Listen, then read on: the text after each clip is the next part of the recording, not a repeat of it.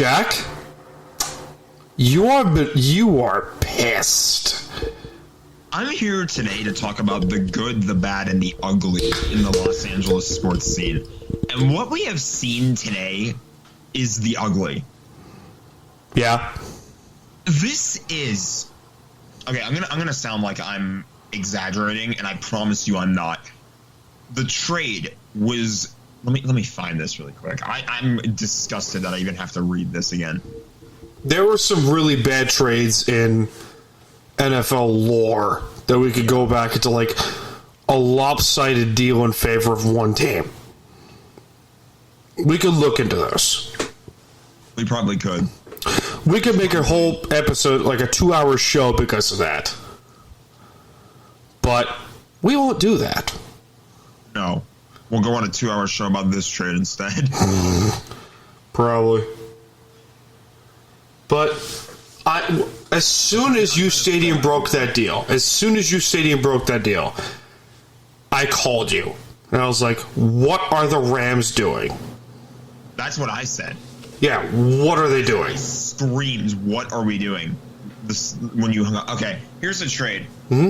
It's Jalen Ramsey to Miami for a 3rd-round pick and Hunter Long.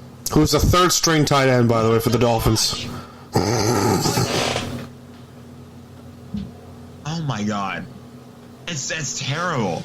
That's absolutely terrible. Yeah. How you don't get a 1st-round pick. If it was a 1st-round pick, I don't care about Hunter Long. Whatever. We need tight end depth. That's fine. I don't care. Mm-hmm. But the fact that you don't get a 1st-round pick, a day 1 pick out of arguably the best cornerback, or at least the most consistent cornerback in the league for the last few years, what a joke. Mm-hmm. What a joke. Mm-hmm. Like, this is, without question, the worst trade that Les Snead has ever made. Now, let's get the Rams fan perspective on this whole thing. Okay, hardcore Rams fan, you love your team. You will defend your team through and through. There's no doubt about that. I can't defend them for this trade. I just can't. No, you can't. Hold on. Like... Ooh. There we go. I sound better now. But you have defended a lot of coaches, a lot of management in your lifetime. Does Les Snead survive the offseason? I don't know. I really don't know. Really? You know, if I'm being totally honest, I think there is actually still a pretty good chance Les Snead survives the offseason because I think where the Rams go from here is a little bit of a mystery. Yeah. A little bit of a mystery. Before I delve too deep into that, I'm going to start by once again reiterating, thank God this team won the Super Bowl. Thank God. Yeah. If they go into all of this offseason, and you saw what happened last year, too, how terrible that was, and they don't have the ring to show for it. Les Snead would have been fired already. Yeah. Les Snead would have been out if he would have made this trade. It would have been done. And, well, like...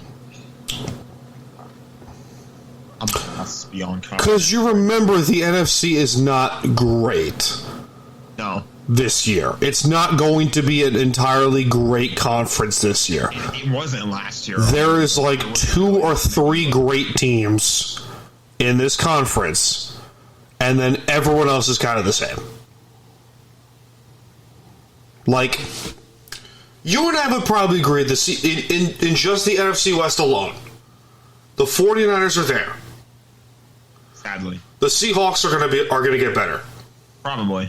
The Cardinals... I like that Geno Smith deal. That was a good sign. Great move. The Cardinals, no idea what they're doing. The Cardinals we have no idea what the Cardinals are going to do. And I guess we have no idea what the Rams are going to do either. Exactly. Really and then don't. Green Bay, and then the NFC North. At the very least, what I'm going to say about the Rams compared to the Cardinals is this.